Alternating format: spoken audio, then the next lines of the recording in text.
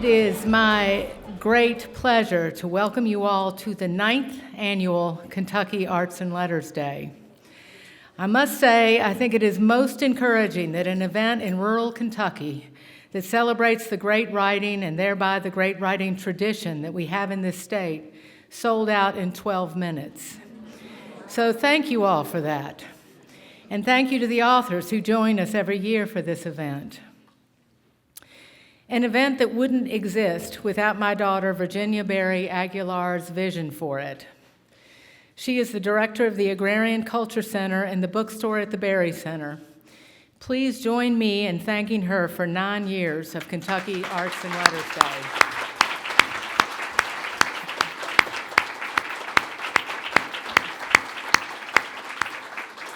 I don't know that she's even in the building, so she'll have to watch this recording for me to get credit for my gratitude. This event took Virginia's vision, and then it takes support. We thank Lois Matus and the Tallgrass Farm Foundation, Jeff Ricketts and Tony Perry, Jenny Herod, and Cindy and Scott Anderson for making this day possible. So let's thank them.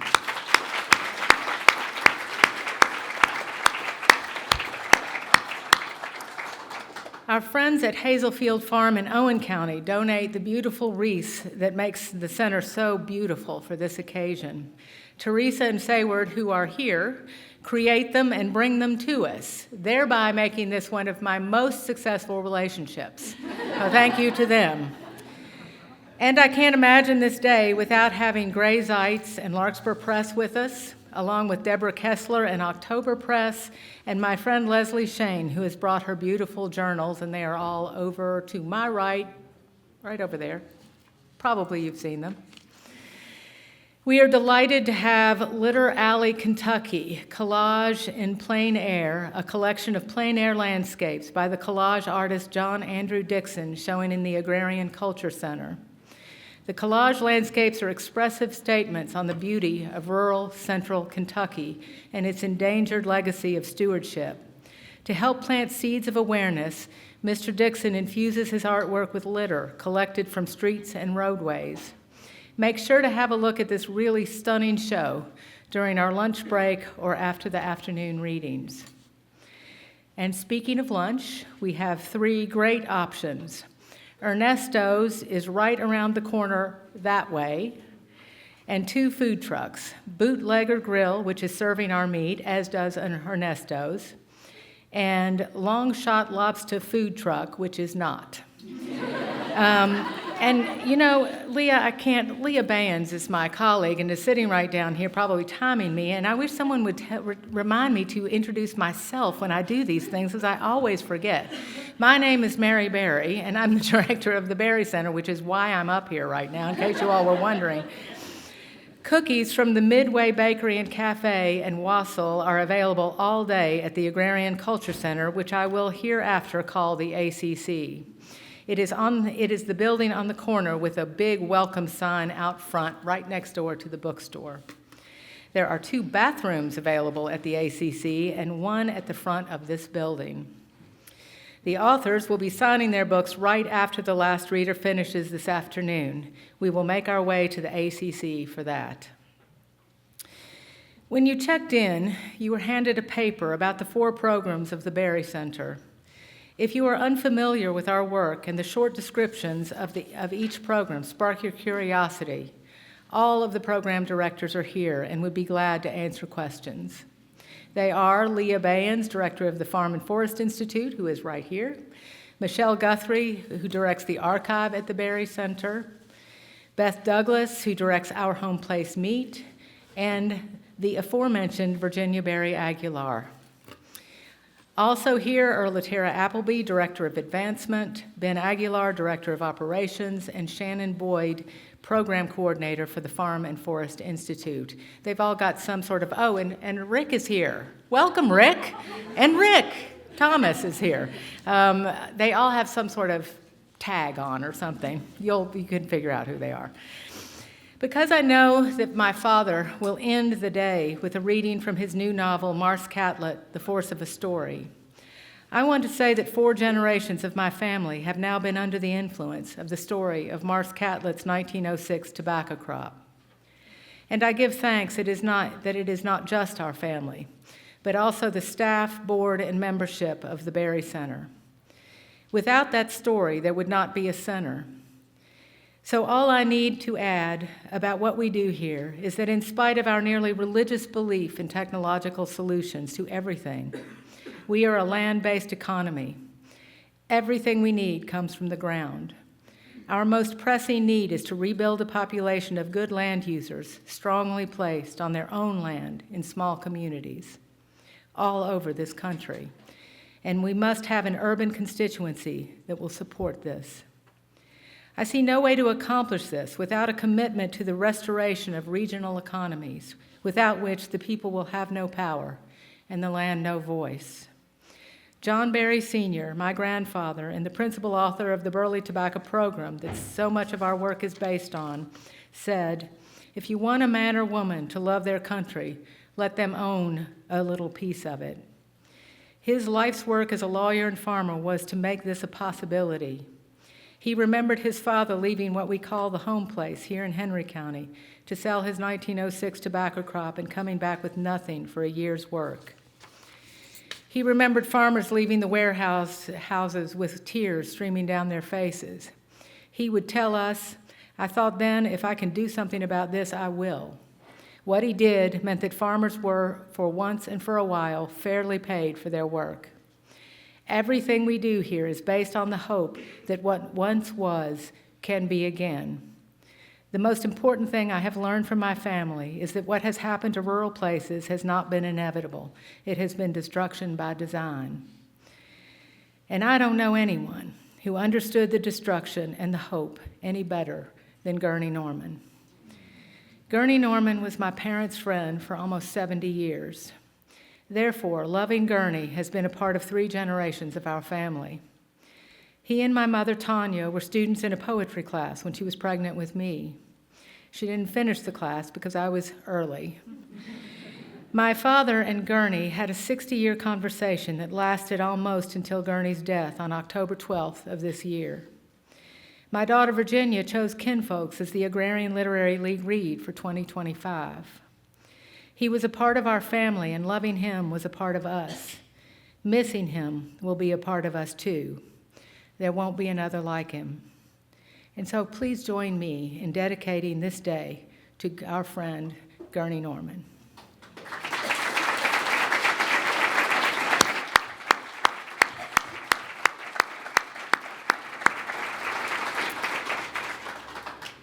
And now, I want to welcome Emily Wade, a graduate of the Wendell Berry Farming Program and valued member of the Berry Center staff. I'm just turning the rest of the day over to you. Welcome, thank you.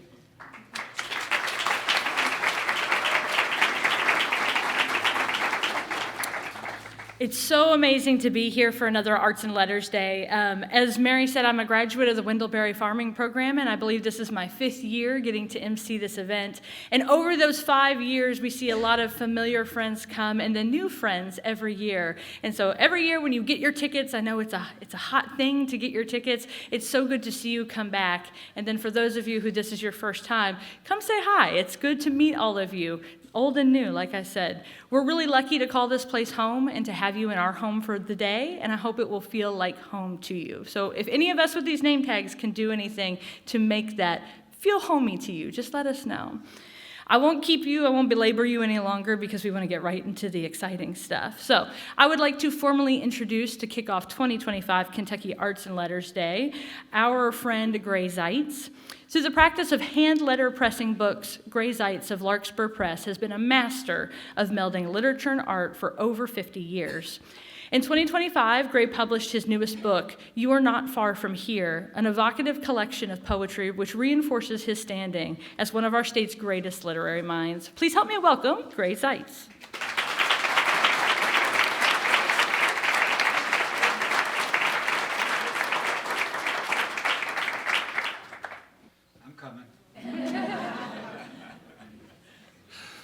You know, it's just great to be here. It's great to not only be here at the Berry Center, but to read with all these wonderful people, I am honored. We're all going to miss Gurney. Gurney was much more than a writer. When he became Poet Laureate, he gave a good speech, a good talk, and then as we were leaving, we were together, and Gurney says, "You know, I'm not a poet." He said, "Gray, I'm going to have to hire you to write me some poems." So I have a new book. I can announce that about every 10 years. So I'd like to read a few poems from it. After recent elections, I used to say anyone who would vote for this or that candidate was too dumb to know where their waste goes. But these folks were raised on septic systems. Many laid their own lines. So that's not true. Must be another reason.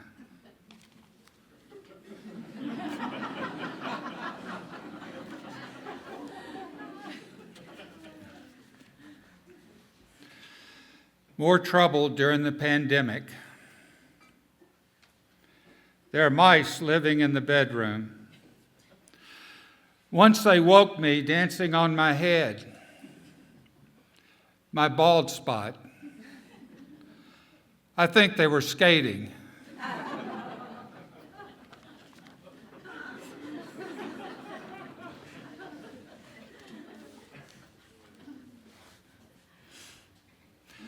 A tapping. There's a tapping in the downstairs room, and I think the wren has made her way in again. And where's my hat to catch her? But what if it's not?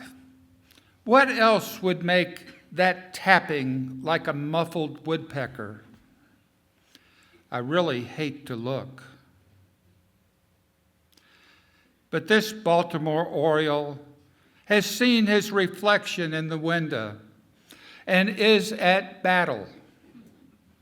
His wife is in the next bush, singing, "You fool, you fool, I'm true, I'm true."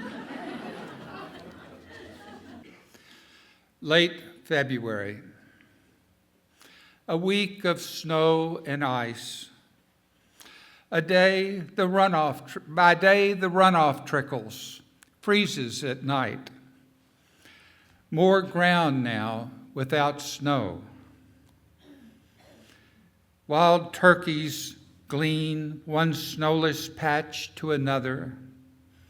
Their call beckons spring. Paths to woodshed and workshop, now ice. Going out, chant, don't fall, pay attention, stay awake.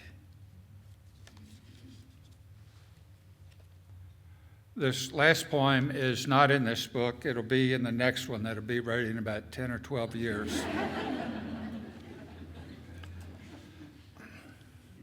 With reliable news getting harder to get, with folks being labeled into one of two boxes, there is a truth among many.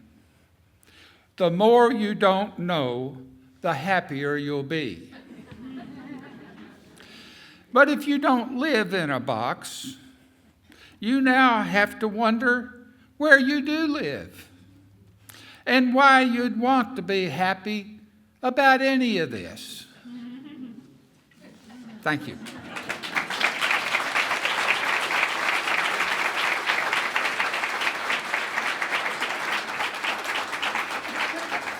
Thank you, Gray. When Gray brought the box of his new book to the bookstore, it was like I'd found buried treasure or a treasure map. So in 10 years, when your next book comes out, I'll be here waiting, surely. Our next reader is Mark Schimoeller, who I think we all know we can be aware of in a world increasingly attached to the idea of efficiency as the ultimate measure of our success. Mark Schimoeller maintains a more deliberate view of the world through thoughtful reverence. His newest book of poetry, Bound to the Moon, published by Larkspur Press, exemplifies the radical notion of intentional contemplation. Help me welcome Mark Schimoeller.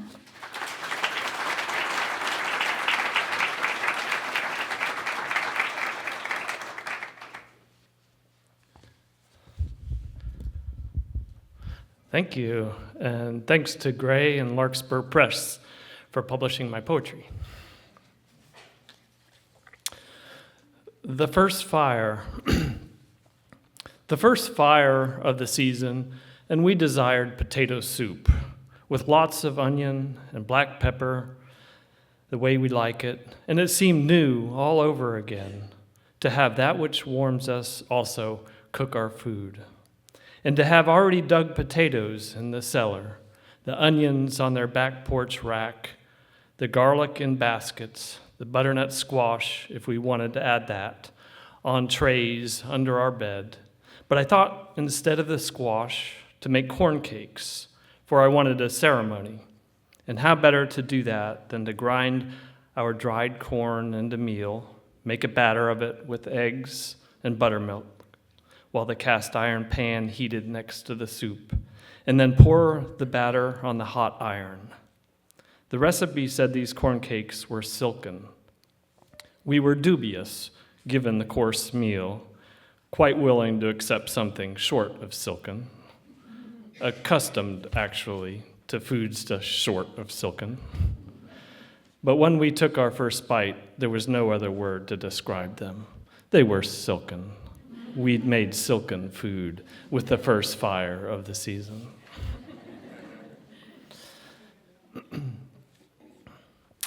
How one literary rejection spawned a half dozen more.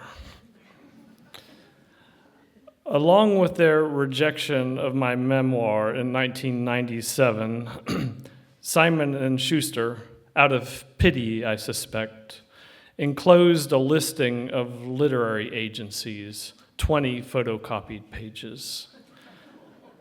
I pored over these pages while my hope was still liquid. I'm lucky I didn't know then that it would be another 17 years for my book to be published, because my attitude toward these agents may very well have plummeted. And maybe I wouldn't have been able to feel those little inward leaps of joy when I read, say, that an Ellen Geiger at the Francis Golden Literary Agency was actively seeking quirky travel narratives. My memoir about a cross-country unicycle journey was, if nothing else, a quirky travel narrative. And suddenly, Ellen became my friend. And not just Ellen. There was Emily Forland at the Wendy Weil Agency, Christy Fletcher at Carol Mann, Lindsay Shaw at Palmer and Dodge, Susan Reihofer at David Black.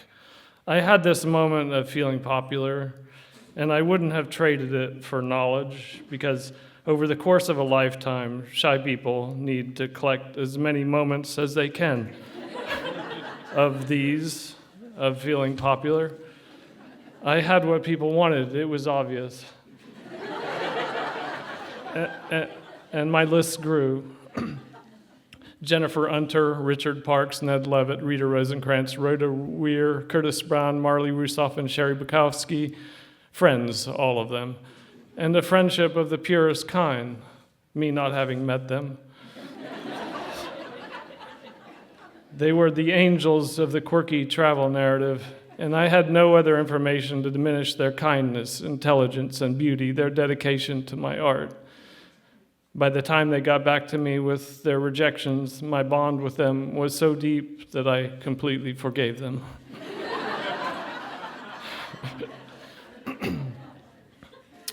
This next one is untitled. I brushed the side leaves above an oak log, preparing to plant ginseng, and discovered already planted in the dark soil an eastern box turtle. When I covered my seeds with the matted leaf duff, I covered the turtle as well, like putting a blanket back over her. And I wished then she was the whole world, as some early peoples believed. Wished I was helping the whole world. Hazards of being a writer. The hedge apples look like yellow brains on the ground. And the first time I wrote this, I was happy thinking about my promise as a writer. Most people don't have the opportunity or choose not to spend the time to ponder the fallen fruit of the hedge apple tree. And so the hedge apples look like yellow brains on the ground wouldn't immediately be recognized as a cliche, like crystal clear or twinkling stars. It's a personal thing, I guess, and I'm sorry to bring you a personal problem. But I feel like the first person who wrote Twinkling Stars, because I can't look at hedge apples without thinking brains. And I know the hedge apples would like to be something else for a while. As a star, maybe would like to be an exploding star, an introverted star, a superficial star. But someone a long time ago ruined it for the rest of us. It pains me to think I might be doing the same to you with the hedge apple. But look at one, the way it's textured on the outside, like hundreds of worms coiled in a ball. It's a brain. It looks like a yellow brain on the ground. I'm sorry, hedge apple. I suspect you only want to be the fruit of the hedge apple tree with your 200 or 300 embedded seeds. I suspect you'd rather not be inside the human skull. I suspect you'd rather not be chanced upon by a writer. And I'll close with this one. Reverie between woodstack and stove, January 2025. This hedge apple wood, I'm holding it in the palms of my hand, looks like a heart. Not a Valentine's heart, but the actual organ. Branches had flowed from it. Last winter, I'd needed to make 5 cuts to be holding it now on this steel-cold night. It has the weight of something not quite finished. If it is a heart, I wonder if I'm a surgeon, a heart transplant surgeon, I suppose, to be precise. That's a scary thought, for I must have skipped a lot of the formal training, the residencies and such. But I tell you, a scarier thought would be if I were holding this heart with no place to put it. That's why in this poem, I'm a heart transplant surgeon. I'm still getting used to this fact. I'm relieved when the wood fits into our tiny Vermont castings, not much more than a millimeter to spare. And I feel a rush of fondness for my new career, in which precision is everything. I can only hope now that it catches. It's a bit awkward doing this without really having gone to medical school, but if anyone asks, I can say I've had a lot of experience taking images from one place and situating them in another and having that work, just as anyone asks. Poets have always done this. Everyone has, really, trying to move away from something that's ending or dying towards someplace more alive. Much of the country is doing this winter. And all that makes me feel better. Yet I go to bed with Jennifer after my first operation, scared, hopeful but scared. 10 below zero tonight, they said. In Kentucky, 10 below is alarming, and I suspect the outcomes after such a night are not as great as in other places. But at 3 a.m. when I wake, I see a pulsing glow from the stove, and I'm exuberant to have taken some life from our land, to have felt it in my hands, to have carried it like a baby from the woods to the shed, to the porch, then into the house and our stove, to have brought this little tree back to life inside our home. Thank you.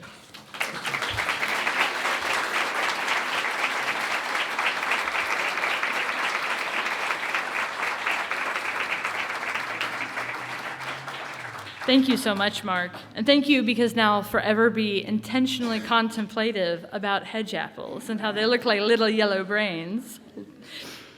Born in Wilmore, Kentucky, Wesley Houp has spent over 20 years teaching English in colleges and universities in Kentucky, Pennsylvania, and Tennessee.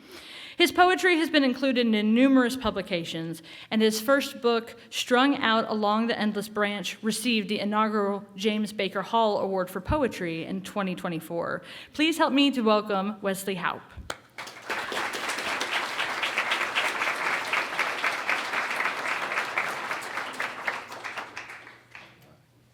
Thank you, Emily. Wow, what an honor to be here. On behalf of the James Baker Hall Foundation, when I was in high school, this book appeared in our house. I don't know where it came from, who bought it. It was a hardcover, and it had a green dust jacket with a picture of a black and white of a farm pond with some, sparse trees and a tobacco barn. And that really piqued my interest, having grown up on a tobacco farm. And to find out that, wow, this whole book has poems in it by a guy who farms tobacco on the Kentucky River, just like me. So, and from then on, I mean, that book has always kind of powered me and helped me connect to my place, and that's centered me on my place, and that's kind of where I begin with every time I sit down to write something. And thanks to, I have to shout out to Katerina Stoikova from Accents as part of the award to get the book published. I work now for Tennessee State Parks, and so a lot of these poems are kind of centered or come out of that. I get paid for just being in a forest and sometimes doing something. So, all right, this first poem is called Fall Morning. The school bus winds down Laura Thompson Trail, plucking up the forest children and trundling them off to school in town like a sack of acorns. Sherry watches her granddaughter lumber up the narrow steps beneath a bedazzled backpack. I wave. Sherry waves back, a cup of coffee in her hand. 2 guineas cross the road. There is no hurry in the quiet despair of guineas.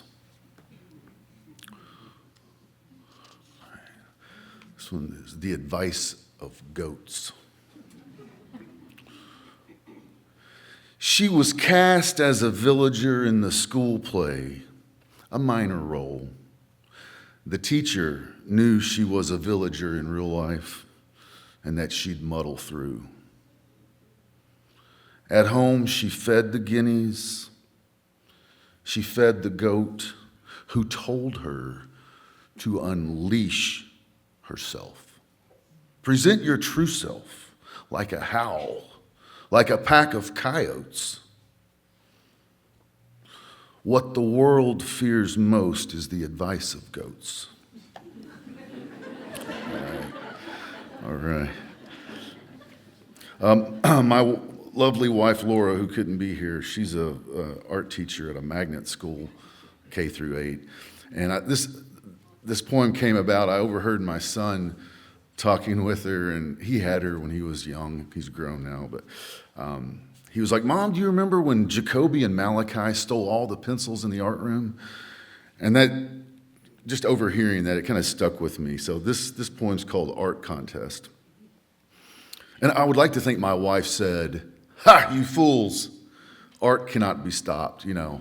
Art goes on without medium as long as humans are stomping around." But anyway, Art Contest. Jacoby and Malachi stole all the pencils in the art room.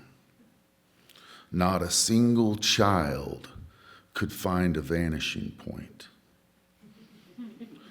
The teacher improvised a contest from nothing. The girl in the back won with her portrait of a dead father, drawn lithely in thin air. She held her finger up to his mouth a moment longer to keep him from apologizing. All right.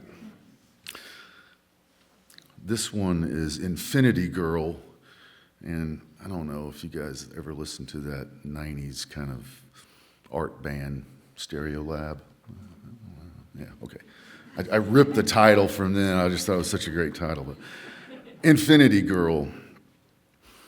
The United Methodists of Canesville go in and out, side doors between sanctuary and kitchen like orchard bees. Happy, they do not smile trivially, but with genuine commitment to preparation of beans, potatoes. They give the children plenty of rope, and the lanky blonde girl in flip-flops pulls hard. It's not enough, she tells her mom. More. She is supersonic on the swing set. A solo mission to Mars. Between gravity and the work of knees, she's kindling the skill of infinity. The sad weight of everything lost, the baby brother, the puppy named Rigel, the blue ribbon piglet that died of brucellosis, only increases her speed, her desire to let go. Eyes closed and fold back into her own wake, a circuit of momentum as harmless as a small body of light that illuminates the playground. This one is called Define Happiness. I pass an old one-room schoolhouse that's slowly falling into the forest on my way to work every day, so it's been the source of several poems.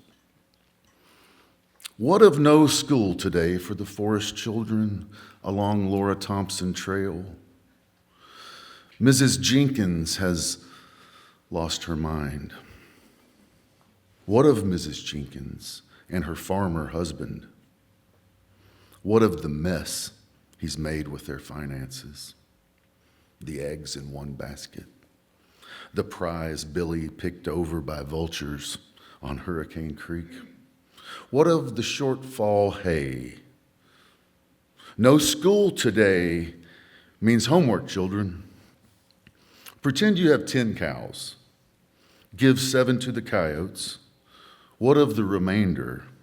Do you sell them skinny and hope to recoup the cost of feeding the full 10 for a season? With your calculators, divine the odds of a marriage surviving on a teacher's salary. Now, for your English lesson, define happiness. All right, this is Saturday evening. The kids on Glaze Court are throwing knives against the house and speaking the broken code of ancient man. Tomorrow, the van will come and try to lure them to the Baptists. But for now, they resist the limitations of a single fatherly God.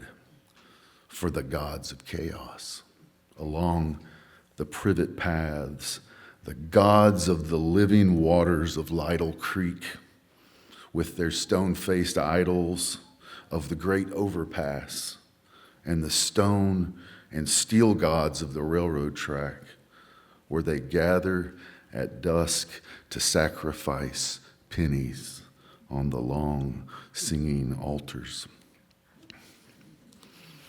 This one is Dreams, and these are all true stories. Dreams. But the blue jay might not prefer the role of villain. As a child, I found a jay who'd been mocked by crows and lost desire. In robbing the nest, he swallowed something shiny. That bird's sick, my dad said. So I put him in a shoebox, plantain for bedding, buried him in rhubarb shade. And in the spring, when people turn soil with spades, a featherless creature made out of bones and strung out along the endless branch, dreams. Thank you.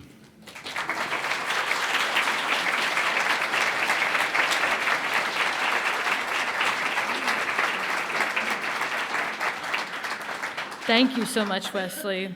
I would just like to affirm, as somebody who raises goats, that their advice is quite terrifying. You should not listen to it most of the time. Owner of independent bookstore Red Spotted Newt in Hazard, Kentucky, Mandi Fugate Sheffel is an advocate for literature in rural places. Through the lens of the Appalachian opioid epidemic, her book, The Nature of Pain, tackles the interconnectedness of people, places, and the struggles that make up the very fabric of who we are. Please help me to welcome Mandi Fugate Sheffel.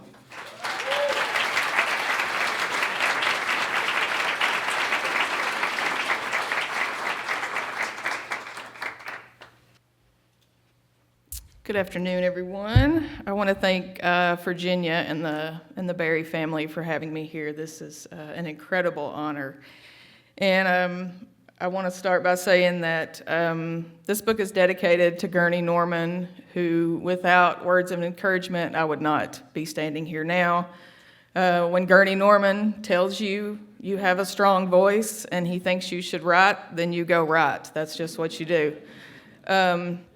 And so I'm going to read a chapter out of The Nature of Pain. Maybe not the entire chapter, but we'll see how far we can get. The lines in this chapter are some of the first that I exchanged with Gurney through email. This would have been probably like spring of 2019. And this was really the launching point for me and how I managed to realize I had a book. I wasn't writing a book when I was writing, but Gurney convinced me otherwise. And so these are the few of the lines that he picked out that he enjoyed, and so I felt like this was the appropriate thing to read today. This is Water, 1993. The majority of my childhood revolved around water. I mean a certain kind of water, a certain kind of freedom that felt like a vacation but wasn't a trip to the beach or a lake. Instead, it was the kind of place that was both tragic and beautiful. Follow a dirt road that had seen years of abuse toward places where salt-of-the-earth men who worked long hours for somebody else to get rich had long since gone. Some people call it mountaintop removal or surface mining. I've known them as strip jobs my whole life. No matter what you call it, it's a disgrace. Moving and shifting, freezing and thawing, it took millions of years to create the ecological marvel that is Central Appalachia, and that humans managed to destroy in 100 years' time. Gone are our mountaintops, which we'll never see in their original form again. I've spent my fair share of time on a strip job, and I can say that even with all the destruction, you can't deny the feeling of freedom and a sense of wonder when you reach that flat expanse. Hollers can feel suffocating, especially when you're a kid. On top of these mountains, I could breathe, I could feel a breeze, I could look out over the beauty that is the Appalachian Mountains. The valleys looked different from up there, and it made me proud of where I was from. I don't know how my dad felt about it because he never said. I suspect he was up there to evade the law and any woman who frowned on his drinking all day. He'd take Eric and me up there and to swim. Every strip mine around here is littered with ponds, and these ponds can be dark and soupy or just the right shade of chocolate. At times I've seen them Bahama blue to the bottom. Something should have told us that wasn't natural, to swim in a pond you could see right to the bottom of on top of some mountain in eastern Kentucky. But we might not have listened. This was our retreat. Even if these ponds were built to catch runoff or wash coal, in the mountains we tend to make the best of every situation. And for us, this was like heaven, driving some dusty old road in the back of a pickup truck looking for a liquid oasis. I guess we never realized there was any other way. Daddy would back his truck up right up to the edge of the water, and we'd all get out. He'd crank up John Prine and throw his tailgate down, a cigarette dangling on the bottom of his lip like it was holding on for dear life. Digging around the cooler, the ice so cold it hurt my hands to reach inside. Budweiser can with water dripping off the edge. His legs would dangle, his shirtless back and chest already brown from years in the sun. He would laugh and throw his head back. I know he had things that weighed on his mind. He had to. At the time, he seemed like he didn't have a care in the world. Eric and I would ease our way into the crystal blue water. The bottom would be thick with clay and whatever else had settled out. I loved when we covered our faces with this gray conglomerate like soldiers on a secret mission. Other times we'd see how far we could venture out before the water crept over our heads. We didn't go far, but the bottom sloped to at least 10 or 12 feet. It was not an ideal swimming hole for a couple of kids. Eric still couldn't swim at 11, so I never pushed the issue. But I longed to swim out past the point of safety, swim out to where I might never come back. At the time, I wanted him to be safe, and I knew he'd follow me. If growing up had been like swimming, where we knew right away when we were in over our heads, maybe we wouldn't have gone so far. Pond water was everywhere we went. Anytime I was near water, it seemed to quiet all the voices churning around. It gave me an inner peace. My favorite was probably the one that sat directly behind my Uncle David's house at the head of Snow Lane in Caney. He lived on a piece of property that his family had mined, and what remained was a beautiful piece of flat land and a rock wall that rose 50 feet or better with a pond at the bottom. David's place was somewhere everyone was welcome. Doors open, Bob Seger blaring, a dark green single wide, a POW flag whipping in the wind. Granny B would get up and dance with my daddy. He would twirl her around. They existed in their very own ballroom. We all existed in our own fantasy at Uncle David's. The pond was there and saw it all, every fish we caught, the poor water dogs we caged, and the nights we stayed awake when all the rest of the world was asleep. It was our go-to form of entertainment for years. It sucked in adults just the same as children. On summer days when the heat was unbearable, we would squeal with delight when David would jump in to cool off even for a moment. More often than they tried our hobbies, though, we participated in theirs, like us sneaking beer out of the refrigerator in potato chip bags to run outside and drink. David built a floating platform that he named the pontoon, giant pieces of styrofoam with a plywood deck nailed to the top. We could paddle it all around the pond for fishing and swimming. We never cared that it wasn't motorized. Eric and I never could keep up with anything from one year to the next. My dad would buy us a new fishing pole and a tackle box at the end of every summer. He'd spend all day floating around the pond at David's, teaching us how to fish and letting us try sips of beer. Eric wore a ball cap with a Go Fish hook clipped on the bill, like you sometimes see at a gas station right by the register. Both my dad and Uncle David filled in for Eric's dad, who was never around. I didn't mind sharing my dad. There were times when I thought Eric needed my dad more than I did. They were his heroes. Flawed as they were, worn out as that spot of land might have seemed, we found what we needed and never knew to want any different. Thank you.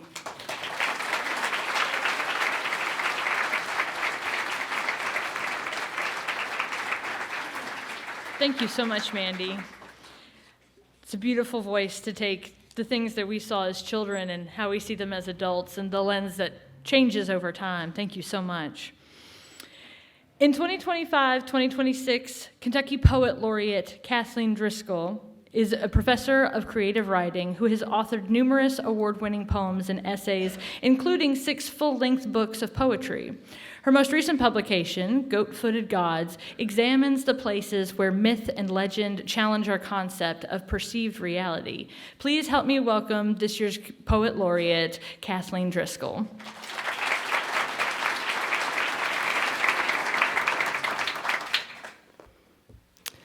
Thank you. I'm delighted and honored to be here, this wonderful venue, and especially to be in the company of so many writers that I have admired for a very long time and have read their work with faithfulness.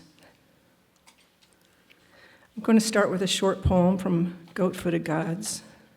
I kind of think of it as an invocation. It's called Temple. You see with your own eye in the center of the crow poison's blossom. On the surface of the quiet pond, articulated bugs create circles of thought. There in the woods, grapevines twist into a temple. The darkness has grown you a door. Walk through.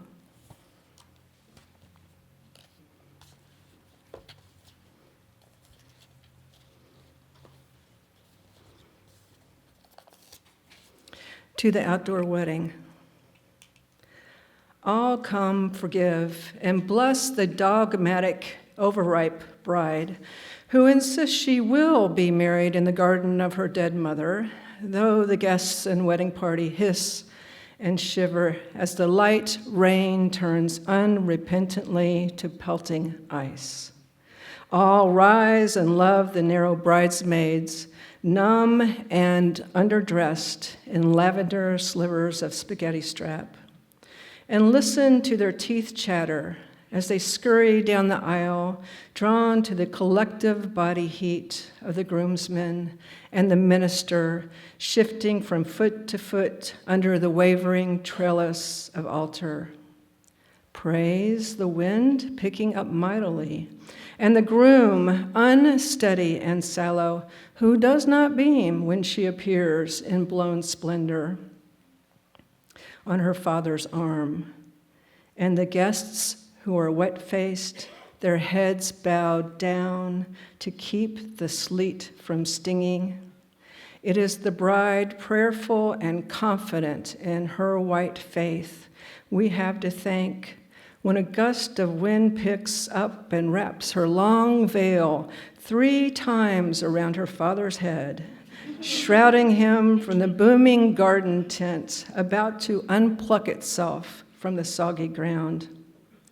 Who else but her to be thankful to when instead of the tent, her veil snaps free from the father's flailing and lifts high, then thrashes away over the Kentucky cornfields, just now brilliant in their new spring greening, the green shine, the sumptuous periwinkle sky, the brilliant white strata folding into itself and dropping its knot. But wait, again, the wind sends it sailing, and the guests, heads up now, mouths open in collected prayer of ah and ah, as the veil transforms into a bucking Chinese dragon, taking away all that is old, folding, dancing off and far.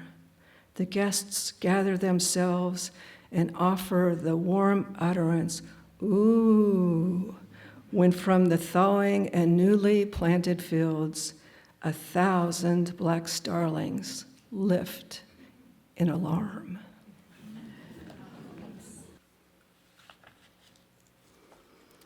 On cleaving. I'm fascinated by contronyms, those words that mean the opposite of each other. I've written about them a lot. On cleaving. All summer, I watched for him. I knew he was out there, inside the rimming of woods that ran all around. Wild boy, feral curl, stiff and ashy with dirt. He pedaled past at least once a day on his rickety, rusting bicycle, grocery bags dangling from crooked handlebars, his filthy sleeping bag tied to the rear fender. One neighbor said she saw him washing dishes at the Waffle House near the exit ramp. Another called the cops, but no one ever found out what he was hiding from or why. Though I tried to stay alert, he always approached quietly, giving me a start while out front pulling weeds near the picket gate. Each time he appeared, my heart revved up in faster time, my eyes anxiously searching for my small children nearby, digging happily in the dirt with old spoons. All summer, he must have lain in the woods, awkwardly tending his fugitive camp, trying to slow down his own heart from leaping up with each odd bird call or snap. In the night, I'd wander from window to window, watching, making sure his flame had not caught hold of the horizon. I buttressed for danger instead of worrying over him like a good mother, instead of extending him any kindness, if only in my mind. So many ways my children have cleaved my heart tenderly toward the world. In so many ways they've turned my grisly core against it.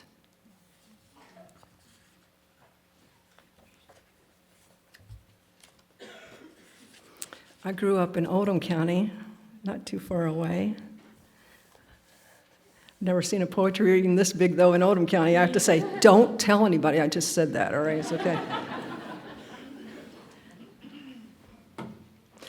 This is something that happened when I was a high school kid. What the girl wore.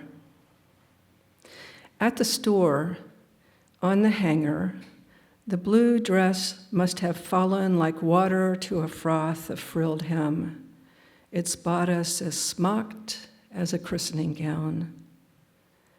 A season out of date, her mother chose it from our local department store, chiefly for the high collar.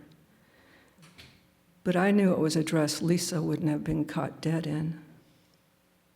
Just hidden under the neckband of lace, the circle of her purple necklace, each dark bead, a fingertip of efficient bruise that we already knew about anyway, and simply went on imagining as we, her classmates, filed past the white coffin. I'll finish with this poem from my new book, Goat-Footed Gods. When I was 18, I had no intention of going to college, but my two best friends said, hop in the truck, we're going to orientation. And we went to Murray. I thought I was just going to hang out and drink beer. Next thing I knew, I was enrolled, and this happened, and about a year later, I was invited to leave.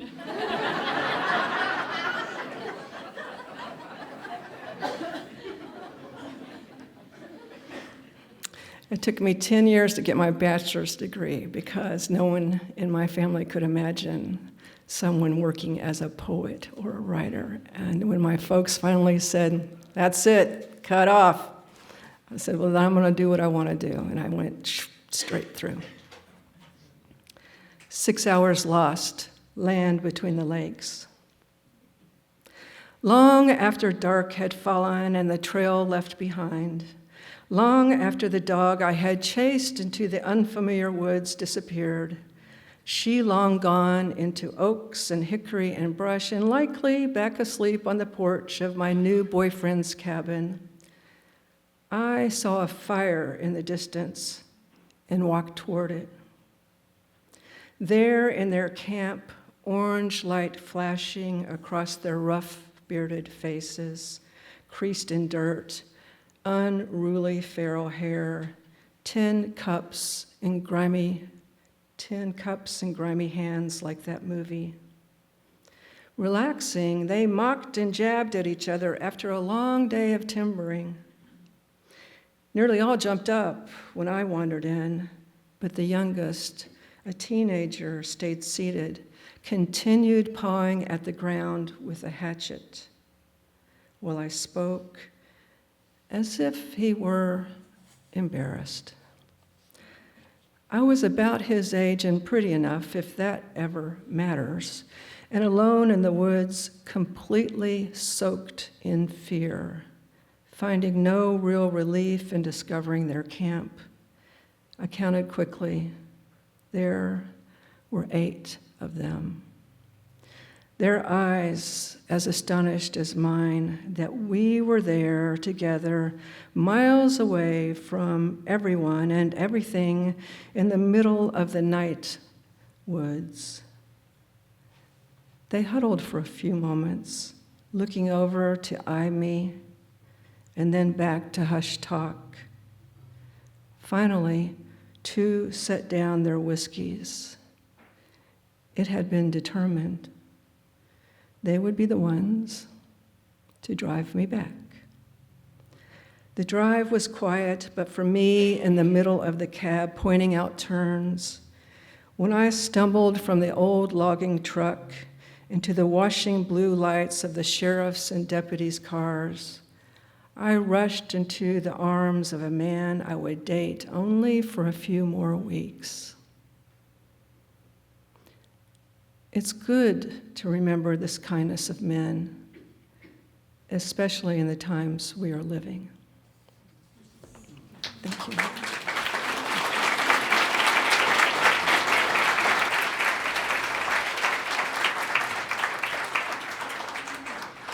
Thank you so much, Kathleen. You know, it also took me 10 years to get a bachelor's degree, and I never thought I'd get to say, but also the Kentucky Poet Laureate, so thank you for that. You're welcome.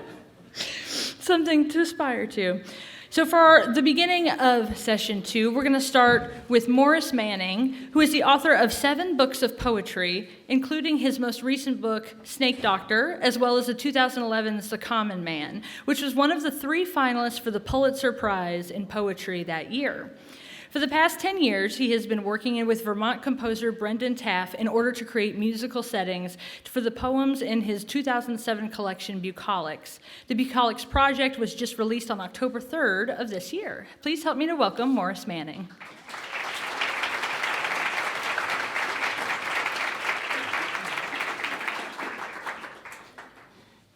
Thank you, Emily, and thanks to everybody at the Berry Center. Thanks to folks who've traveled far distances to be here. I'm going to read love poems.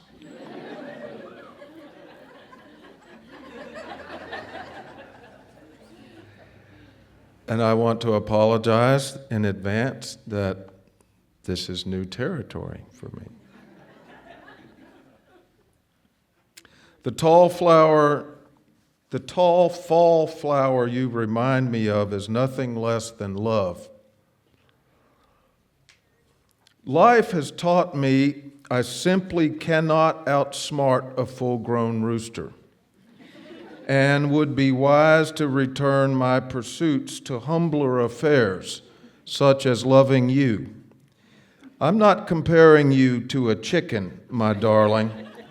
I'm only warning you how things turn out around this place a loving God has made for us.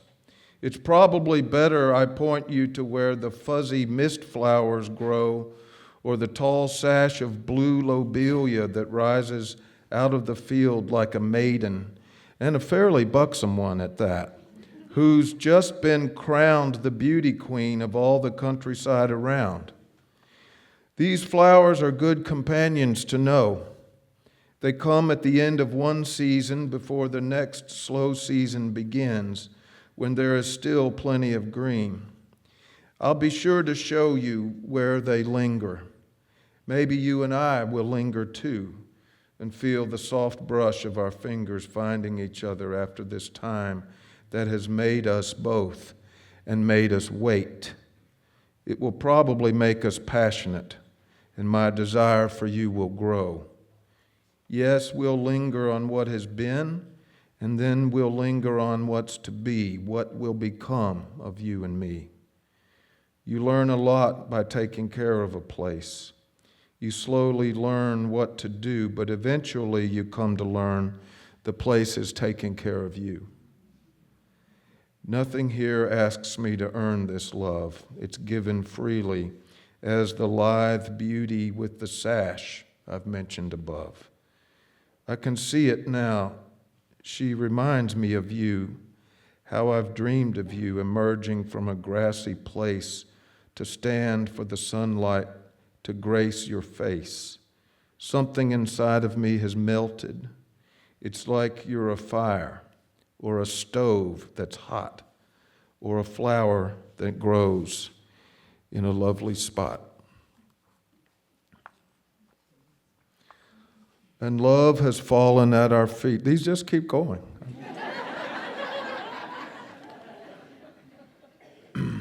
You know what God has given me, my love? 20 acres of trees, and each becomes a flute in the breeze, and I've become a student of leaves, especially in fall when they fall, and life is left on the ground for all to listen as life winds down to change. And this is what the God has arranged, that we may see the trees go bare and read the silence written there. We are also written in this book in words we're only sounding out, but they are there to stave our doubt. And here I find your name when I look, and mine is scribbled next to yours in the hand of the old eternal clerk who's told us reading is our work as the leaves come down and down in scores, the hand that's written trees and leaves and placed us here below the eaves of the open heavens, open roof, the silent words that offer proof this love has built a homestead here, and nothing else could be more dear. A place to live in love as love falls down to give. This morning, the heron's silhouette I caught gliding through the morning mist was God saying, I am here, and always here in the broken world to heal the ache of brokenness. The straight path the heron flew had something in it that I knew, a steady, silent motion, a straight and level line through time, and time is time eternal, all there is to life and love at once. The glimpse below the moon's sliver, as if the bird was God's giver, was brief, but it asked me to belong to the band of angels, to the throng of all things invited to love. There was nothing left for me to solve. The day had answered before I asked, and the answer then became my task. Belong, enter the air of all creation everywhere. As easy as a nursery rhyme or the ready rungs of a ladder to climb. Belong, enter the air of all creation everywhere. The echo of love, dear love, the call to love, my love, and that is all. Last one. Black is the color of my true love's hair. It's a great old song. And there's an epigraph that says,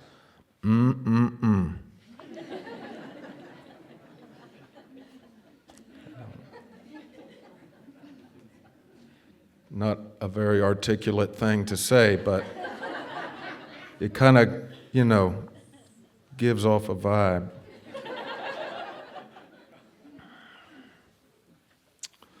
In the old songs where the woman's hair falls down, a spirit enters the tale and the song floats away from time into the sleepy realm of rhyme.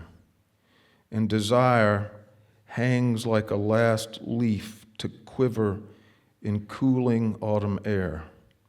And one of the two is lonely and pale. And that's what you get if desire is all. A wild reach, but then a fall into hopelessness and cold despair. But you and I have had enough of being alone and lost in gloom, and we both have lived it on our own. Now we are done with the hot and cold, and true love has us in its hold. The distance between us is something to share, and day by day it becomes a prayer that lives beyond the dreamy dream, where living love becomes our theme. In a single acorn lives a woods, and many trees will come alive. And so our love is sweet arrival, wherever we are, wherever we go, to be planted in love's place, where our roots reach down into the good, and the lovely trees spring up, and the face of love invites the birds to pair themselves and live with love and grace. I can see a single feather fall and flutter in that holy air. My love, I believe we're living there.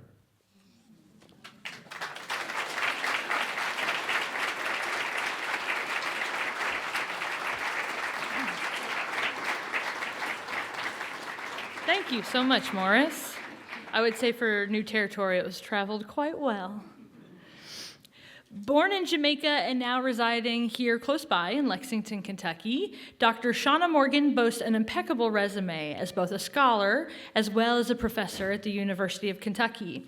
Her debut publication of poetry, Ground Provisions, uses the reader's every sense to immerse them into the experience of being rooted in different cultures, communities, and landscapes. Please help me to welcome Dr. Shauna Morgan.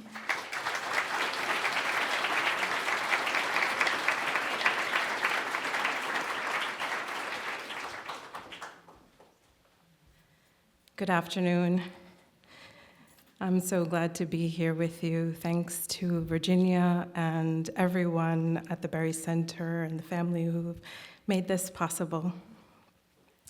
I'm reading from Ground Provisions. The title comes from the Caribbean term used to describe the starchy staple vegetables, tubers like yam, cassava, sweet potatoes, and so on. And historically, these would be grown in what's called the provision ground, where enslaved folks in the Caribbean and the American South would have a plot to sustain themselves. And so much of this thinks about how we continue to sustain ourselves in times of abject horror. And I imagine that those who were enslaved in Henry County probably had some plots as well. So I'll start with the title poem. Ground Provisions. At a corner, some obtuse angle, rendering earth to land to property, we work a plot of reckoning, sowing for sustenance instead of sale. The yam, ancestral return, yellow flesh sticky with survival, roasts on the wood fire. Crackling brown to black skin, a dry aliment, spirit food for mouth and mind. When time for nyam, we close our eyes, gather the scent, scorched and savory, the textures of freedom and love, grandmother root food. The children sit around a hill of gungopees, sing to lead the shelling and sorting. Mama ambles over, eyes gray with a bondage of memory, her pipe all puff and defiance. She teases them away to the river for janga. A diver emerges with 2 baskets full, prawn antenna seeking their place. His nakedness tickles out the children's giggles. Between smoke and water, the old woman says, a godflesh ambakra klat. A divine silence falls, leaving only the hush of stream and breeze as they return in line to the parcel of rock and clay. An iron pot has joined the ground provisions. Inside, a swirl of leaf and pepper awaits the impatient river shrimp. Baba sees a need, a Nancy-like and rooted shallow. The cassava reaches from beneath the soil, its star-spread legs eager for a mound, a ceremony of dirt. On the other side of the harvest, we will pound fufu in buru beet, steam garden eggs, watch their flesh soften to seeded generosity. Any tea drinkers? The Bigelow Tea Company recently, not too long ago, changed its plantation mint tea to perfectly mint, and so this poem sort of touches on that. And there's an epigraph, plantation mint, times change, our tea doesn't, Eunice Bigelow. It is always too late when she hears the soft whistling kettle's faint cry, like an everyday bird, a song sparrow of memory telling her it is waiting, boiling what little history and liquid are not already steaming. She refills the pot with cold water, loosens black tea blended with natural American-grown spearmint leaves into the glazed cup. We hope our tea delights you. The rumble of a soon rolling boil, like the deep groan of labor surges. She imagines the high-pitched scream, a howling in her ears. It could be her own, a choking and spitting vessel, a great-grandmother wailing, a cast iron rod, a label of fire, a cheek burning bright. She pours, sending the crushed leaves, perfectly mint, spinning, a whirling colonial recipe, steeping still. Another season. Riven by beetle and moth, the callaloo and cabbage sieve sunlight, their green leaves a daybreak colander, sending flecks of gold and shadow into the soil. The still flowering tower of okra sways the truth of my inattention. Its wooden fruit, cracked past harvesting time, turn and split to seed again. Left to bear witness, the brittle vines of cucumber and squash languish above the powdery dirt made ashen by diseased leaves and decaying fruit. I have not attended to the rituals of dead things. Beyond the plot, persistent tomatoes keep guard, little renegades bearing from all the pebbly places they planted themselves. There are lessons here. I reach through the leafy lattice to clasp a vine. The scarlet sweets, releasing easily, leave me wondering at the effort, the letting go. Leave me longing to settle my mourning, fearing I will find my newly dead brother's face composting in time, his hale hands wilting like the grape's slim scion, a galled and darkening root. Okay, just 2 more. This next poem, New Provisions, I'm proud to be a transplanted Kentuckian, and the next couple of poems sort of deal with that. new provisions. I step through the yard, toes combing the damp grass, my feet in adjuration toward the provision ground where plots of dirt darken beneath dew, waiting for the sun to stretch this morning's promise across the sky. I pull deeply a breath of life, as if this inspiring could make me understand what the air is whispering about seeding and rooting, and when and how to ready difficult soil for planting. I close my eyes and see my sapling self, barefooted and eager, madras shorts and slampata shoes, following my mother to pick limes and cherries and globe grapes at the arbor where the passion fruit vines emigrate from the fence, tendrils hopping away. There are things I cannot grow in Kentucky. St. Julian mangoes, East Indian sweetie number 11, Heliconia rostrata, a home for hummingbirds, and grandmother stories climbing the red dais of some distant past, a daughter between worlds of love and longing.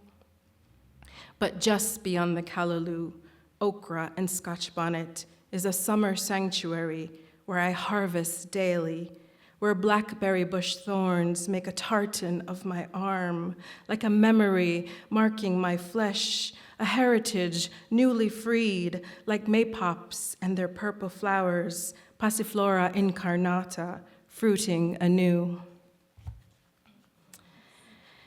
And I will close with this poem, which was written after a visit to Natural Bridge in Carter County, Kentucky. One of the things I love about Kentucky is its landscape. Arch. We ascend, memory a guidepost, history a trail map, feet sinking into winter mud as we cross into wood.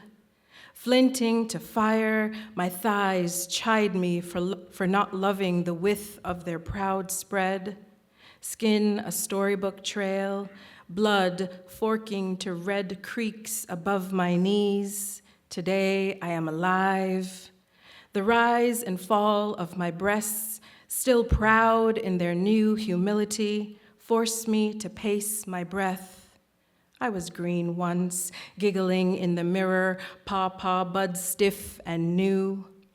Stepping over moss and fern, a verdant hopscotch, my chest reminds me anticipation is everywhere as the wind grabs a hum, rising to song, an embrace breezing us, inspiring my lungs ablaze in gratitude. The body carries me along this arch, bridge of stone like the bending of my back, spirit world to night dream, many selves finding one another here, heavy with the future. Thank you so much.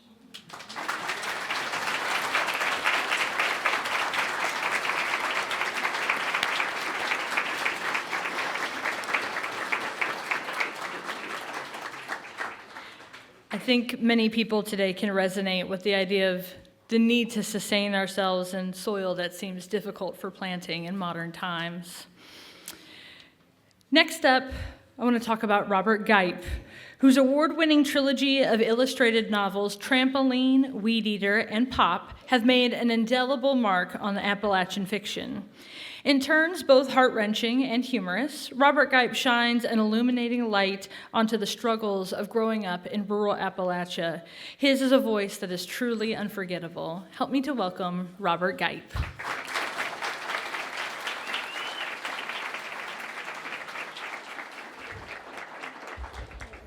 Thank you. Thank all the Berries and all the Berry people here in Berry country.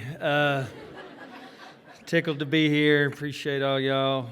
I was going to be reading today from the third issue of Untelling, which is the literary and arts magazine of the Hyman Settlement School. And I wanted to let y'all know that you probably have seen this, but In Lexington on December 6th and 7th, there's going to be a memorial, 2-day memorial to Gurney Norman that was mentioned before.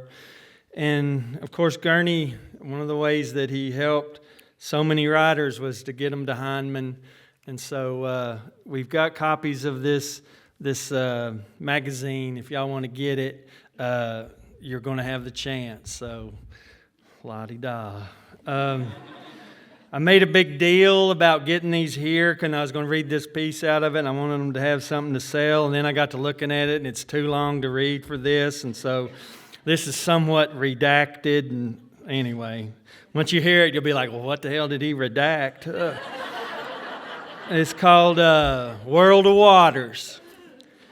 The rain come early and hard this morning, and I was lying with my husband Willett upstairs at our house. It was barely light, not even 6. He was farting and burping and whining like a dog wanting out. And I said, what's the matter? And he said, I'm scared. And I said, you want to talk about it? And he said, I'm scared to clean out the gutters. And I said, I don't blame you. It's a long drop. And I didn't think my husband Willett could get clumsier. Ever since his circulation went bad, you can't trust him to turn around without busting his ass. I won't go down a flight of stairs ahead of him. When I was telling Uncle Hubert about it, he said, I reckon we can figure out how to get to them gutters. And I said, yeah, but Willett also said there was a good piece in that Tailpacker magazine come out yesterday about all the places in North Carolina I went last October after Helene. That man wanted me to come down there and write about what he showed me. Said that's what I could contribute to Helene recovery. Said I was a writer. Said my words was what I had to offer, and I ain't done nothing with what he showed me. And I said, well, it's not too late, is it? And he said, well, I don't know what to say. And then I fell back off to sleep, and when I woke up, Willett wasn't in the bed. Now I don't know where he is. And my Uncle Hubert said, well. And I said, he's been weird all week. I think he's going to get laid off at the college. He don't see no students. They're all online. And Trump took that grant back he got to study fighting chicken house architecture. I don't know. It don't seem like he's bearing up that well. He ain't geared to futility and chaos the way we are. He's from Tennessee. And Hubert said, well, he's sitting out there in the yard. Why don't you go talk to him?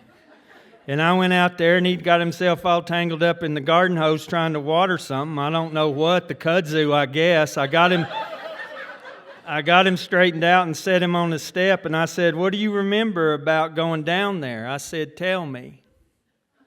And he wiped his face with his hand. He said, well, I seen a lot, and I heard a lot. And I said, like what? He said, well, I went down there of a Thursday about a month after the hurricane, and the part of Tennessee I come in through wasn't messed up, not that I could tell. But as soon as I got to the top of that mountain and started down into North Carolina, it was a mess. Looked like Godzilla just took his hand and knocked every tree over. And when I got down by the river, you could see the train tracks jerked out of their beds for hundreds of yards, twisted like they was a toy. Made me sick to my stomach. I come down into Fireville and helped this woman get her bookstore put back together, which wasn't too bad, plus she gave us all the mallow cups we could eat. But she was pretty down, that woman. Said the storm made her feel weak and feeble. And we went to supper that night at an inn they'd reopened in downtown Fireville. Had beans and greens, roast pork, a salad fixed by Jose Andres and his people. Same ones cooking in Palestine and Ukraine and all over. And I felt weird taking it, but there's so much of it. They said just eat.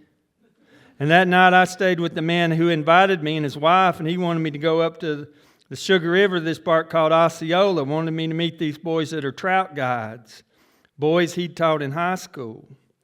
And these boys, especially this one named Lyle, they'd been in it. Lyle had seen his neighbor killed, swallowed up in a mudslide, and it had kind of got to him like it would anybody. Man said this boy had been on a tear, 2 weeks solid, barely sleeping, doing nothing but helping people. They'd been hauling generators, rescuing people that'd been cut off from the road, and they'd been there way before anybody else. They was extremely local, taking care of people they'd known all their lives, or drove by every day anyway. We went on roads that had been paved, but right after there wasn't nothing at all, just mud. The road completely washed away for miles and miles and miles. This whole big river bottom filled with water coming, I don't know how fast, 40 miles an hour maybe. And we stopped and talked to this guy whose dad had a construction company, and they had a crane in the river, rebuilding the riverbank, and them boys told me that that boy was a doctor in South Carolina, but that he was from right there, and when the storm hit, he'd set up with 2 nurses, the first tent clinic.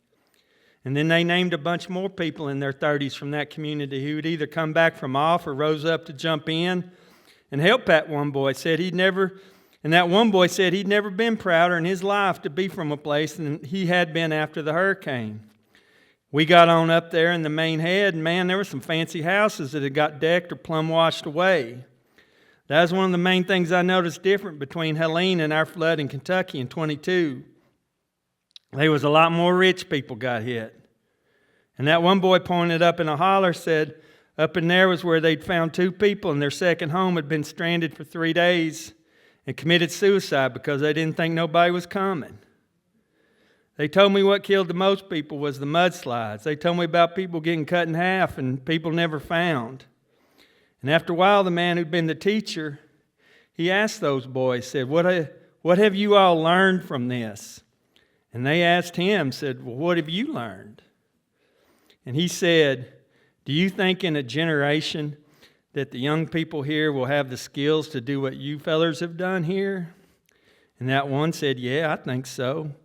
And the other said, yeah, I think there'll be enough of us. First one said, I want to live here now more than I ever have in my life, but I don't think I could tell people it's safe here. And Willett told me all that, and then he put his head on my shoulder. And I said, Willett, have you talked to those guys since you were there? He said, I'm too embarrassed. I said, because you ain't done nothing with what they told you? He said, yep. And we sat out there in the morning sun for a while, and Willett said, you know what? And I said, what? And he said, you know how when you come back the old road from Cucumber and you look down there, and there's that place in the bend of the river that's got like at least 300 fighting chicken houses. And it's the most beautiful variety. There's blue barrels and white barrels and little pup tent structures, and some of the barrels are metal and some are plastic. And there's houses made out of old recycled campaign signs. And they're all laid out in rows in perfect harmony with the curve of the riverbank. There, nestled in the lush and the serenity of the water and the trees, boy chickens stretching their wings, flashing red and green and blue from the tops of their lovingly prepared chicken houses. And it is so right and so wrong, and it will allow you to ponder at the deepest level the good and the ill that people are capable of, and the terrible beauty of nature and culture. Except now you can't ponder. You can't let your mind roam, because after 22 and 24 and all we've seen, all you can think about is how everything built is on borrowed time. And every time you hear that rain, your bones ask you, is this the day it all gets washed away? And then Willett stood up, and he screwed up his mouth to keep from crying, and he put his hands on his hips and stared off over the ridge. And I said, Willett, I don't think it'd be that hard to get some of this wrote down. And he shook his head and he said, then you do it.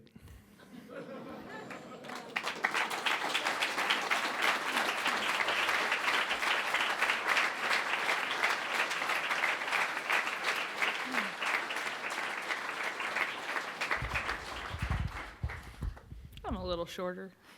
Thank you so much, Robert. I'll be looking forward, and I know a lot of you will, to seeing the unredacted version of that for sure, top to bottom. Next, we have co-founder of the Appalachian Poets Society and the first African-American poet laureate, Kentucky poet laureate, Frank X. Walker, who has been amplifying Black voices in rural places for decades. His most recent book of poetry, titled Load In 9 Times, exemplifies his unmatched ability to bring to life the voices of history, guiding the reader through the re-envisioned experiences of Black soldiers during the Civil War. Please help me to welcome Frank X. Walker.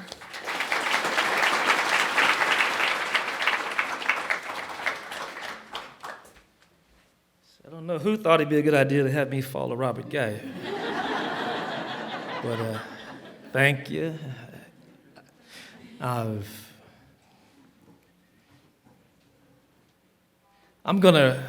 been not in a funny place, actually. I've been teaching a workshop this morning, writing through grief, trauma, and pain.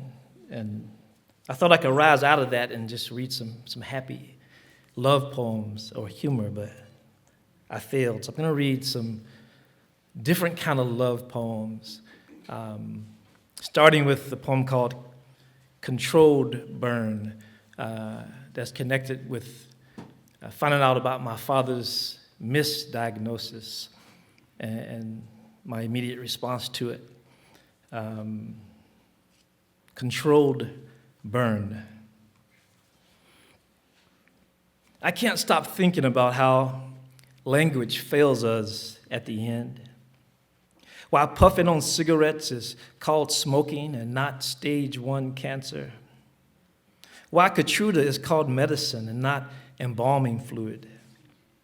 Hospice is too close to hospital, yet not far away enough from inhospitable. Misdiagnose is just a clinical way to say death is coming, even sooner than you think. Nobody should have to tell us it's a bad idea to try to inhale fire. We don't have the internal organs or constitution of dragons. Tobacco belongs on the shelf next to rat poison. Same aisle as arsenic, just above racism and lie. Marlboro really means mini mushroom cloud. Hiroshima, a filterless wildfire in your lungs. Thumb wrestlers. This next poem is in tribute to the same man, and it wasn't until this untimely realization that I started even thinking about the fact that he and I had the same hands. Just, you ever got close enough? These thumbs look like big toes. And if I lost a toe, I think I could put a thumb on it and nobody would know the difference. This is called Thumb Wrestlers. We held hands for the first time on his deathbed, which would have been insignificant had we at least shared a fist bump, some dap, or a ritual handshake during any of our times together. The distance between us always felt wider because of the unspoken rule about unsolicited touching. According to his sister, people always thought he was a loner, but he was just private. So in his hospital room, surrounded by unblended families, I leaned in close and whispered. Then he squeezed, and I squeezed back. It was the loudest conversation we had ever had. My warm breath in his ear, our large twin hands entwined and grappling, inventing our own Morse code, shouting all the things we never found words for. We held hands for the first time on his deathbed. But I imagine an infant me wrapping all of my tiny digits around the expanse of one of his massive thumbs, like my son is doing now. And I'll move from my father onto my sister, the most recent loss. This is called Death Rattle. Nobody slept. We just lay there stretched out on the floor like we did when we were kids, all lined up like sardines in the same twin bed. We couldn't. Our ears were too full of the air raid that followed the pronouncement of her imminent death. But she bombed the small room the whole night, the next day and the next, refusing to relent, exhibiting the defiance in her heart that always was the strongest thing about her. There is no quiet now, even miles away in the dark, searching for sleep on my own pillow. I can still hear her breathe. I can still see her body swell and jerk, dragging me back with a few of my siblings in tow, praying for no more suffering and safe passage, waiting for the sound of her one last breath, unable to separate it from our own. And I'm going to close with one final poem because I feel myself sinking with the room. And this is for all of us who've lost anybody, especially to cancer. And the one thing that's consistent is that when somebody shares with you that they've been diagnosed, there's no perfect thing to say back. And we realize that there's a kind of gap in the room, in the conversation. So I'm going to leave you with this one option. If it's never happened and it happens in the future, because this is Kentucky, so it happens apparently more than 49 other states. Hollow for Aunt Minnie. What do you say when a loved one brings death home for dinner and introduces her like a lesbian lover, an interracial romance, or some other traditionally unwelcome guest that might become more palatable by dessert after 20 questions and forced but polite conversation? How do you pretend that the sight of post-chemo hollowness and a pillowcase full of hair is normal as you fight not to stare, search the ceiling tiles and carpet for light-hearted icebreakers, and beg your own eyes to lie? What do you say? You say, I love you. You say your prayers, and you swallow every good bye.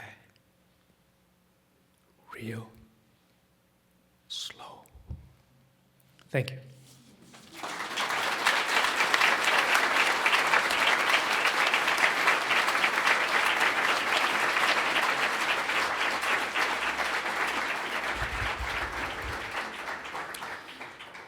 Thank you for bringing your truest self today, Frank. I know that sometimes there's a want for happiness, but there's a cathartic honesty and grief, and we appreciate you bringing that with us today. It's something we all experience, and experiencing it together sometimes can help with that. Moving on to our second to last of our authors today, New York Times best-selling author and Grammy nominee Silas House is well respected as one of Kentucky's great writers of fiction. This past September, he released 2 new publications, a historic murder mystery novel set in the South titled Dead Man Blues, as well as a poetry collection titled All These Ghosts, which is a finalist for the Southern Book Prize. Please help me to welcome Silas House.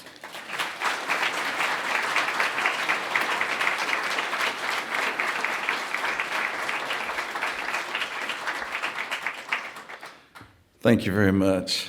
It's always an honor to be here among an esteemed company, to be in a room full of people who care so deeply about the written word. So thank you all. I know many of you came from all over the place, so thanks for being here. Well, yesterday, members of the Supreme Court met once again to discuss if LGBTQ people should have fewer rights than other people. And so I want to read this poem. I need to give you a little bit of background. On April 4th, 2011, in Harlan County, 4 people lured a young gay man into a truck, took him to a deserted road in Kingdom Come State Park, and beat him nearly to death while screaming bigoted slurs. When they paused to discuss how to dispose of his body, he escaped by jumping off a cliff. The 4 were later charged with the first federal hate crime in the nation. All of them were prosecuted for the assault, but only the 2 women who pled guilty on the hate crime charges were charged with hate crimes. The men were not, even though the women testified that that's what motivated the crime. So this is called, it's a longish poem. It's called Behold This Dreamer, and it begins with scripture from Genesis 37, 18, 19. And when they saw him far off, even before he came near unto them, they conspired against him to slay him. And they said one to another, Behold, this dreamer cometh. Behold, this dreamer. They crept in on the long-legged night, like cryptids might, like monsters. Springtime darkness, fulsome, tremendous, stretched out like time and quiet, quiet. He could hear the truck slicing the blue gravel long before its headlights washed the blighted pines. The two women in the back of the King cab leaned out with cigarettes smoking and red mouths laughing. The music a rumble inside until they opened the door, releasing fiddle and guitar and Hank Jr. cacophony. Didn't know the men up front. Blue dashboard gloam showed set shoulders, sullen profiles, both looking straight ahead, not speaking. The women hollered over the song, We're going to Kingdom Come. He didn't know why they'd want to go after dark, but no matter. He had been lonesome and alone, as he was most of the time, and now he wasn't. The pot tasted murky and sickening.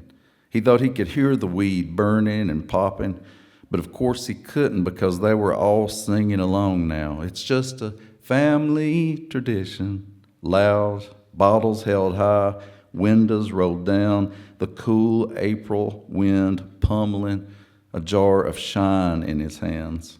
He savored, implored the liquor against the roof of his mouth with his humming tongue. The headlights shined on faded redbuds and cliff face, a yellow highway sign, beware of bears. Too fast, and they were thrown from one side to the other, but the women laughed, and now a faster song hurt so good. And even in the chaos, he saw the passenger stretch his arm across the back of the seat so he could touch the driver's shoulder. Quick, but fire flaring there, plucked before anyone else saw. He never told a soul afterward. Higher the winding road, dividing the black hours he knew so well, these abandoned nights of spring and the holler, too early for the little live things to be singing yet, only the pitied spring peepers in a mud hole calling, We're alive, we're here, and quiet otherwise. The night stretched out like ice, like the way always must be if you escape the lake of fire. A natty light in his hand, ice cold, so known he drank in gulps, foam on his chin, running in a rivulet down his neck, a snake in his shirt collar. The brakes thrown on hard, sudden, doors kicked open, four at once, then the women wrenched him out. He met the ground with a crunch of his spine, the back of his head crashing so hard lightning flared in his mind. Boots kicked him, and the women screamed all the names he had been called his whole life, in school hallways, at kitchen tables as he fled the belt, classrooms, lunchrooms, even his own bedroom, words that were always there. Words that started with F had more power. Those ending with T had more sting. This curse had both, and he felt its potent puncture each time, the tip of a whip slicing the skin on his legs and neck. He conjured life, flailed and stretched, tried to rise, but then his fingers were stomped, knuckles popped, bones shattered, pain prompt in his armpit, the fist in his groin, dark figures above him, but beyond the night sky, endless. The stars so many they were a smudge. The moon was a ghostly spent melon rind. The trees leaned over to see, crowding closer. More curses, the F's and T's again, a slap, a hit, spit in his eye. Then he felt the heat on his face, heard the humiliation, tasted the dribble creeping into his mouth. He could only see with one eye now, and when he tried to call out, the bones cried in his jaw. All four of them by the truck. Throw him in the lake, throw him over the cliff, throw him away. He stood despite his broken leg. He dragged one ankle, skin peeling on the pavement. He trudged jaggedly, aiming for the woods, found the cliff's edge, felt the heart twisting in his gut as he sailed, arms spread over the cliff, his back breaking tree limbs, and against his face, the smell of new leaves, small as squirrel ears, the minty breath of pines, then the ground, ka-thump. Engine roaring, music alive again, peal of tires, the silence only springtime says.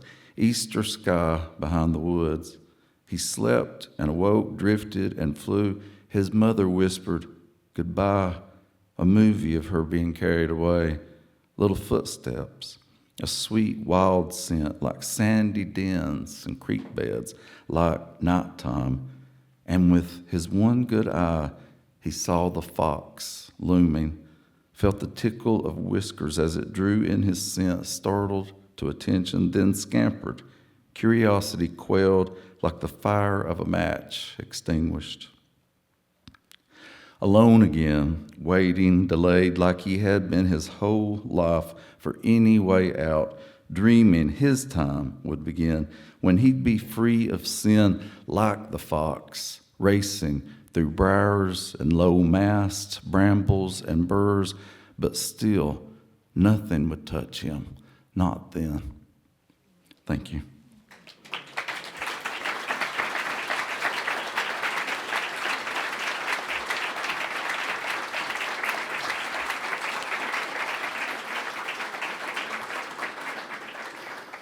Thank you so much, Silas. And it's words like these that we need to keep us present to the challenges people who are our neighbors are facing that we don't always see. So thank you.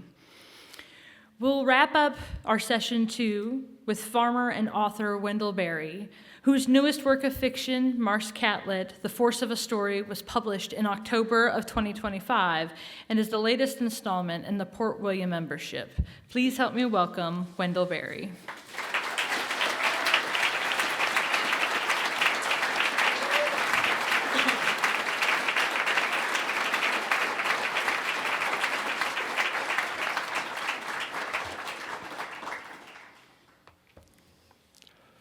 I'm going to read these pages to Gurney Norman. A difference has happened between us that doesn't seem as conclusive now to me as it used to. As he grew up, Andy did not learn to know his grandfather Catlet as a man living to the end of his story, though he heard in passing bits of the story, and he remembered those. What he was most aware of, and what he best remembered in the part of his boyhood that remained after his grandfather's death in 1946, was the tone of voice and the way of speaking by which the old man referred in everything he said to the story he had lived and what it had taught him. And his memory kept precisely also the figure and stance of his grandpa, who with age had bent somewhat forward at the hips, but whose back remained straight as long as he lived, who, though mounting his saddle mare put him to ever greater effort, became visibly younger and entirely capable once he had taken his seat. Seated or standing, his bearing spoke the assurance and readiness of a man who had lived long and ably in a place and in ways intimately loved and known, or as Andy has come to realize, intimately loved and therefore known, intimately known and therefore loved. Andy is sorry to remember that as small boys, he and his brothers sometimes provoked their grandfather to anger and outrage, sometimes innocently, and because of their innocence, sometimes because they had learned in their innocence that he could be provoked, and they would provoke him deliberately for the thrill of the risk of his anger. But his term of endearment for each of them was baby, always tenderly spoken. As evidence gathered around him that he was the last of his kind in that place, old Maurice saw the likelihood, and as he thought it, the danger, that the childish innocence of his grandsons would grow, and by their other elders would be allowed to grow into a shameless ignorance of the things most important to him.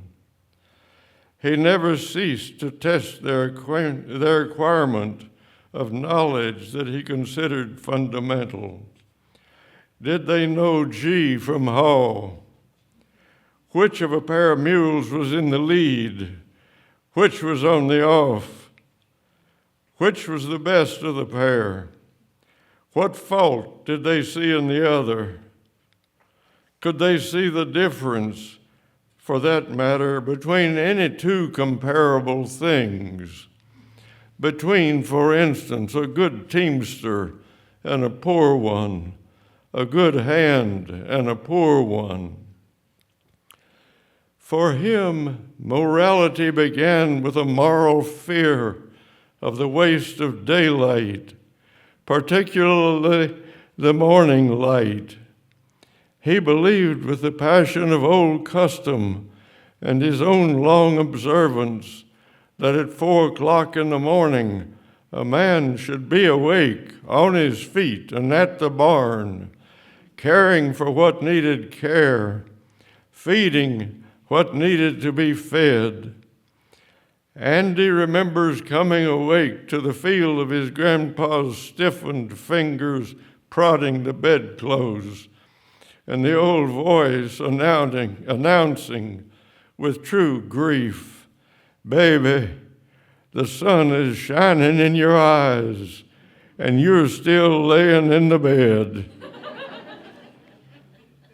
Andy came into the world just in time to know his grandfather Catlett in the final decade of his life, and just in time, moreover, to grow into and to know his grandfather's world in the final decade of his life, before it vanished almost completely, almost at once, after the end of World War II. The war ended in September 1945. Grandpa Catlett died in February 1946. By the crop year of 1950, virtually every farmer was using a tractor. If Grandpa Catlett's world from a lunar point of view was the same as the present world, from the Port William point of view, it was a world of an older kind. The life of that former world within the boundary of Grandpa's farm and the bounds of his neighborhood was still predominantly the life of creatures. Its work was performed by people and mules or horses, using energy supplied by the light and warmth of the sun. Industrial changes had in fact begun to enter that world years before Andy's birth, but until perhaps his 12th year, the year following the war, they had come slowly. Until about then, his childhood allowed him to think that his home place had always been and would always be as it then was. He learned it eagerly, as it then was, and he loved it. He took it to his heart and aspired to it. In vision, then, he saw himself as a grown man, a farmer, empowered and entranced by the excellent team of mules his grandpa would have chosen for him to work. And then in that country, really all of a sudden, the tie was broken between human work and the descent of light from the free and holy sun. That tie to daylight, freely given, a gift as old as creation, was replaced by bondage, purchased by money, to fuels extracted from the darkness under the earth.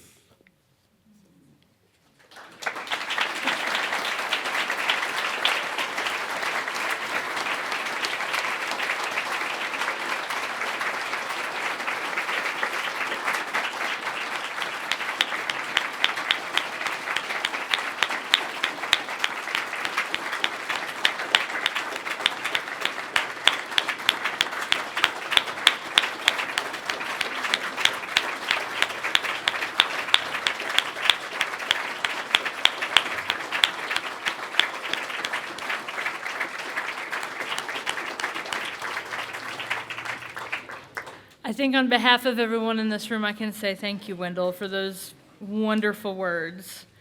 We've taken a lot of journeys together today through laughing and crying and sadness and joy, and I hope through all of it that being here together and experiencing these things has given you a very human connection to everybody in this room. So on behalf of all the Berry people in Berry Country, I want to say thank you so much for coming to Kentucky Arts and Letters Day in 2025. We hope we'll see you next year, and we hope you have enjoyed this day as much as we have enjoyed putting it together for you. Thank you.